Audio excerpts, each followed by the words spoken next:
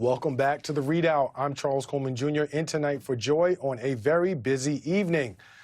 All right, my Queens and Nassau County friends, you have got about a little more than an hour to get out there in the cold and the snow and the elements and vote for the candidate that is going to replace the disgraced, expelled serial liar, Republican Congressman George Santos. The choice is between Democrat Tom Suozzi, the three-time former representative from the district who left office in 2022 to challenge Kathy Hochul for the gubernatorial nomination, and Republican state legislator Mazi Philip, an Israeli Jew who immigrated twice, once from Israel to Ethiopia because she was fleeing religious persecution, and then a second time from Israel to the United States. She says she voted for Donald Trump in 2020.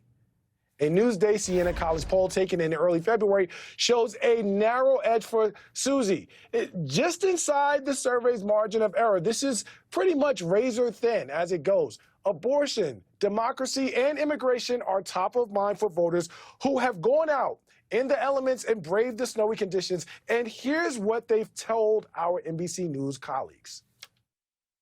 I think if you're not looking at the TV and the news and what's happening, you're blinded. We need to be heard. We need to have the backing of keeping democracy alive. The southern border is critical. I think that needs to be addressed, and she stands for that, and I cast my vote for her today. So you cast your vote for Mazi Philip? Yes. Early voting has been underway since February 3rd. And joining me now from Suozzi campaign headquarters is Sahil Kapoor, NBC News senior national political reporter, and Rachel Bidikofer, political strategist, host of The Cycle on Substack, and author of the new book, Hit 'em Where It Hurts, How to Save Democracy by Beating Republicans at Their Own Game. Now, Sahil, you have been out all day talking to voters, seeing what's going on. First and foremost, I want to just talk about the weather. How have the elements impacted voter turnout? Good evening, Charles. There are just under 80 minutes to go before polls close in this crucial bellwether New York district. There has been a snowstorm since very early this morning that has made it very difficult to drive. I myself had trouble getting my car out of the snow, and I encountered some cars abandoned by the side of the road on the way to the polling place where we spent most of the day today. So the snowstorm was serious. The voter turnout appeared slow in the morning, but it did pick up. The snow stopped falling around mid-afternoon, and in the polling place that I was at, as well as evidence that we've gathered from around this district, turnout did pick up. So it remains to be seen. I mean, I'm at the Tom Suozzi election night party. You know, his campaign feels good about this right now. They do say the final few hours are going to be crucial because that's when a lot of voters who didn't show up earlier are going to try to do this. Republicans have been a little bit more nervous than Democrats as a result of the storm, Charles, because their voters are predominantly election day voters. Democrats had some early vote banked because they have a higher proportion of their voters who vote early. But regardless, it's all to play for. This district has tracked the national mood, voted for Joe Biden by 8 points in 2020, voted for George Santos by 8 points in 2022. Who's going to win this time? It's going to give us real clues as to who might win the House of Representatives this fall, as well as potentially the outcome of the presidential race, the rematch between Trump and Biden. Rachel, as Sahil just sort of framed for us, the notion of election day voters tends to go to Republicans because they show up on election day more than Democrats typically. But when you're talking about mail-in votes, absentee votes, that tends to skew heavily Democratic. How do you think that dynamic is going to make a difference here, particularly if the voter turnout is impacted by the weather that we've had in New York all day? I mean, that's why early vote, vote by mail, absentee balloted, which was really a system Republicans invented down in Florida and helped them create their political dynasty down there, is because you don't want to rely on election day. Something could happen. There could be a snowstorm. It could be raining heavily. So it is right that the Republicans are nervous because their strategy and their electorate is heavily same-day voting. But, you know, that's gotten much worse. It didn't used to be such such a clear partisan lean. And when Donald Trump turned against the mail-in voting to set up the red mirage so he could set up his coup plot, he really turned Republican voters off of the voting in advance. And that's why we see places like Florida and Arizona, the Republican parties there are trying very hard to cure that problem. And I mean, I think even Carrie Lake tweets about how voting by mail is important. So it really is a big issue for them. And I heard turnout has picked up, but unless it's a good turnout, it probably doesn't bode well for the Republicans. That is a very good point. And I think that another thing that is really fascinating to me about this race, I talked about it the last time I was in this chair, was the new congressional maps that have been ordered by courts following this election. No one knows what they're actually going to look like for this district, but they could impact the winner's control of the House. Rachel, how are you thinking that's going to play out? What have you heard, and how do you think that dynamic plays into what we're looking at around these results? Yeah, no, I mean, there's some good news in the legal front. If you, kind of just ignore Democratic emergency and look at like redistricting, for example, the courts are starting to turn against partisan gerrymandering. And what we're seeing are mandates across the country in places like Ohio, Wisconsin, New York, where you have to redraw these districts. So Democrats were put in a very bad position in 2022 because it was the first year after the new census. Republicans were going to gain seats in their deep southern, strongholds because of population shifts. And then you had redistricting on top of that, But this time, I think it's possible Democrats are going to be in position to take back the House majority just on redistricting because it is such a slim majority and it has grown slimmer since 2022. But, at the end of the day, it's going to be the Senate map that's going to be a real lift. And we're going to get a clue tonight because ever since Roe got repealed, we've seen about an 8-point advantage or overperformance advantage for Democrats in all kinds of elections, competitive and even long shots in which there was no spending on it, right? And so if we see that Roe effect tonight, if we see a good win for the Democrats, I think that's going to be pretty good sign that they've still got this mojo going since Dobbs was repealed. Sahil, really quickly, I want to get one question into you. There is about an 18% Asian American population within this electorate for this race. And we saw Grace Meng, who's a Democrat, the first and only Asian American woman to represent New York in Congress, actually stumping with Swazi. Do you have a sense as to whether there was any sort of yield for Swazi around the election because of that stumping with that particular demographic? Yeah, this could be a sleeper issue in this race, in this election, Charles. The Asian American vote is somewhere around 1/5 of this district, depending on who you talk to. It could be a little bit more, a little bit less, depending on the estimate. And Congresswoman Grace Meng represents one district over in Queens. It's a much bluer district with a larger Asian American population. She has been pounding the pavement here for Tom Swazi, trying to get him elected. This is a powerful demographic force that is showing up in swing districts, not only here, but also in places like California, showing up in swing states that'll be crucial to the Senate, places like Arizona and Nevada. And this is a predominantly Democratic-leaning cohort. It is also fluid. It doesn't have quite the long and deep history of voting for one party that, for instance, African Americans or even Latinos do. So they are persuadable, and clearly Tom Swazi in particular is working to persuade them. Sahil Kapoor and Rachel Bidikofer, thank you both. And up next, Trump's efforts to delay his trials until after the election are going swimmingly so far, with the Supreme Court now indicating that it will take its time reviewing Trump's dubious claim of absolute immunity. More on the readout when we return.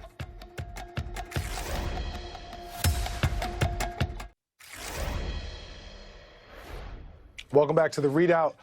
The game is on and the ball is in special counsel Jack Smith's court in terms of Trump's ongoing effort to delay his federal election interference case over a bogus claim of presidential immunity. This morning, the Supreme Court responded to Trump's request to put on hold the last week, the D.C. Circuit Court of Appeals, their ruling that rejected that immunity claim. He wants to stop it. He wants to stop everything in order to hear more about why his claim was rejected.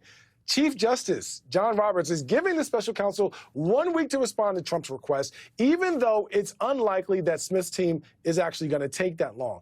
But the bigger question here, the one that everybody's wondering is, what exactly is the Supreme Court going to do next? Joining me now to discuss all of this is former federal prosecutor, my friend, and super lawyer, Glenn Kirshner, MSNBC legal analyst and host of the Justice Matters podcast.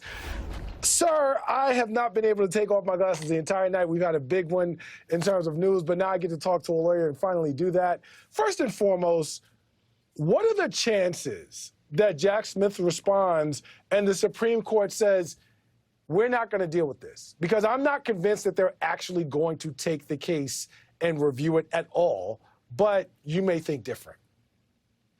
I agree with you, Charles. I think there's going to be some really powerful foreshadowing by what the Supreme Court does on the stay issue. Think about it.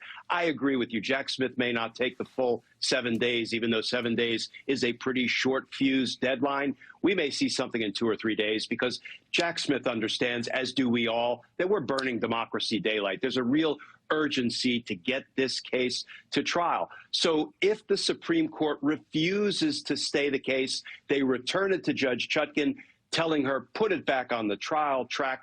I think that will be powerful foreshadowing that they will either not take it up at all and just let the trial proceed, or if they do take it up, maybe it's because they want to be the big dogs on the block.